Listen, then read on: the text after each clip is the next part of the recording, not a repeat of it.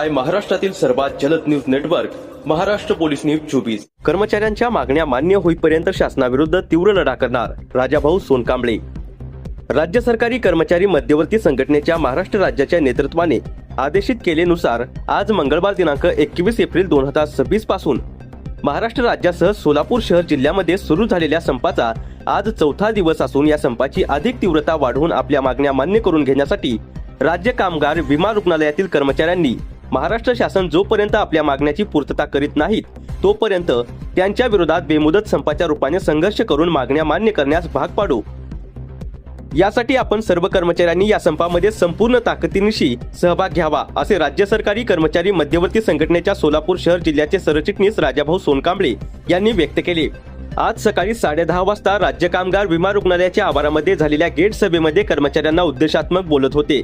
या गेट मीटिंगच्या अध्यक्षस्थानी राज्य कामगार विमा रुग्णालयातील ज्येष्ठ नेते आणि राज्य सरकारी कर्मचारी संघटनेचे उपाध्यक्ष प्रकाश चव्हाण होते, तर प्रमुख पाहुणे म्हणून ज्येष्ठ रासकम संघटनेचे ज्येष्ठ नेते सटवाजी होटकर आणि ज्येष्ठ नेते आशुतोष नाटकर होते।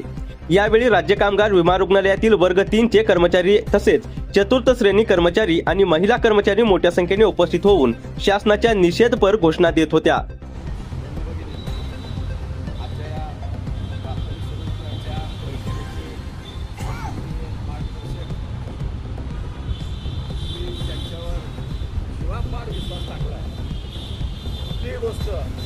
विश्वास टाकल्याशिवाय आणि विश्वास संपादन केल्याचं साध्य होत नाही।